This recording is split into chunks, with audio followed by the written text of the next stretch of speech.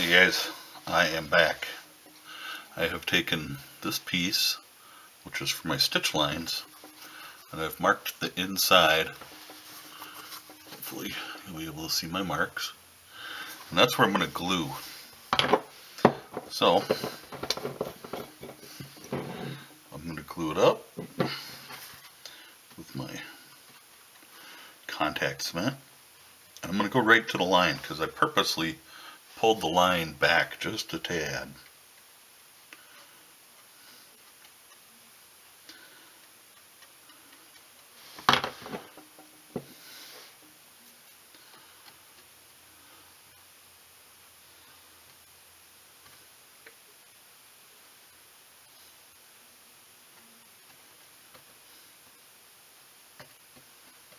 I'm going right out to the outer edge.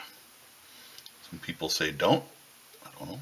Never gave me any trouble, so I'm just going to keep doing it that way.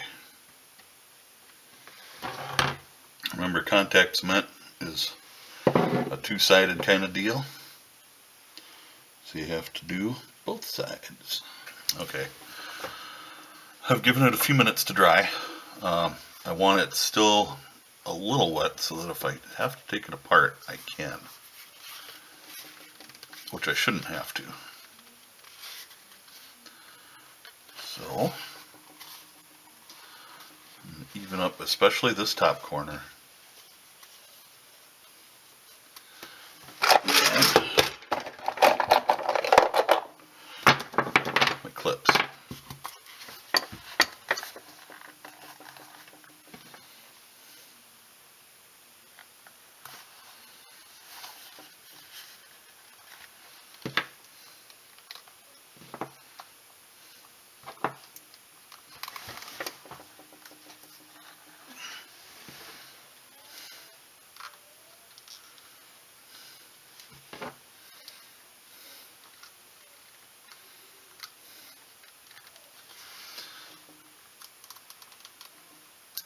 So,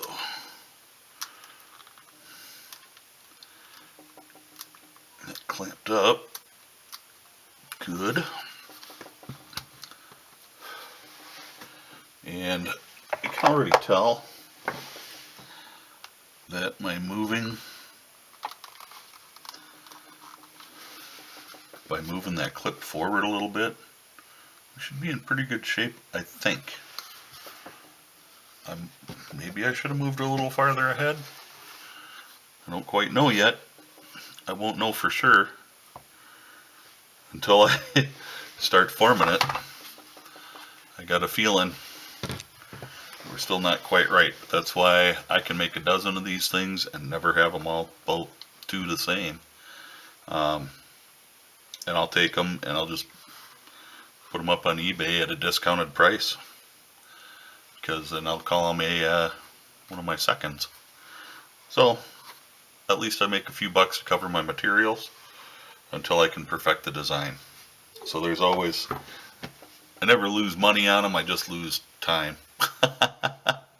So I'm going to give this a little while to set up good. One more clamp down here. And then, well, I'll probably leave it sit overnight. And then I'll be back. Alright, I got it unclamped. I'm going to even up these edges just a little with my trusty Dremel Wen rotary tool.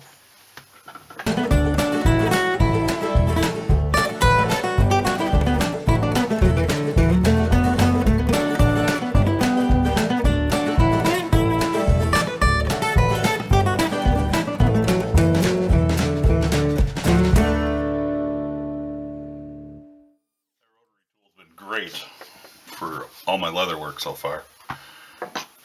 Got my edge beveler, so I'm just going to go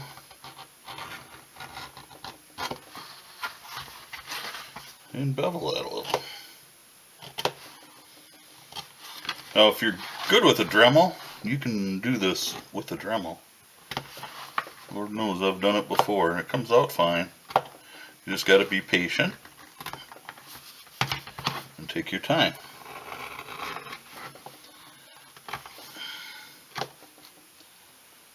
The edge beveler and some sandpaper is faster. Just saying, it's faster.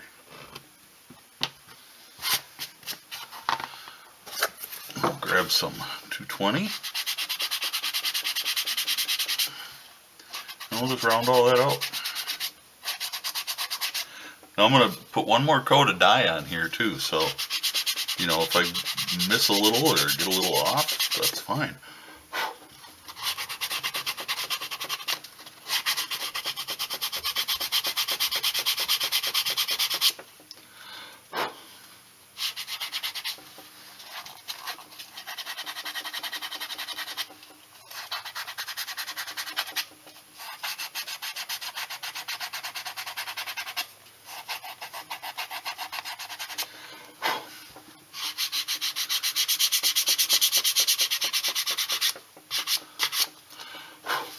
So you can kind of get the idea. It's just nice and rounded over, not too far, just enough. When I'm ready to burnish, I'll be back. Alrighty, we're ready to start burnishing. So there's what the edge looks like right now. Very raw, very rough.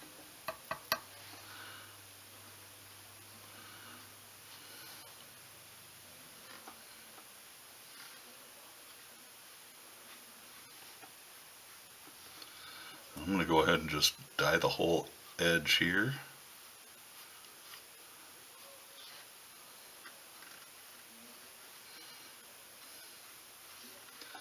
Mostly because it'll soak it in really good now.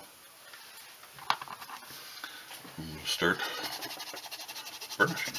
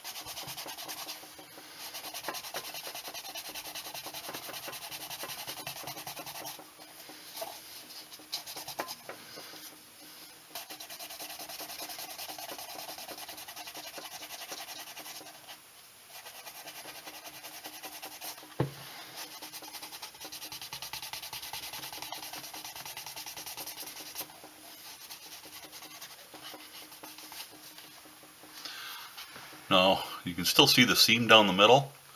So I'm going to let this dry for a little while. I'm going to go over it again with some 220. And I'll go over it a few more times probably to get rid of that seam. I don't like the way it looks, so I want it gone. But that's how you get a nice seamer on the top. Now that I've bent it and stuff, I need to re-burnish some up here. And that's just one of those things. Had I got it wet, it probably would have formed a little better, but that's alright. I knew I'd have to, and there's always that last minute stuff that you got to do, so. I guess that's probably going to be it for this one. The next video will be, well, I'll stitch all this up off camera. The next video is going to be wet forming. And there isn't much to it, especially with a holster this size. So stay safe, God bless, we'll catch you next time around.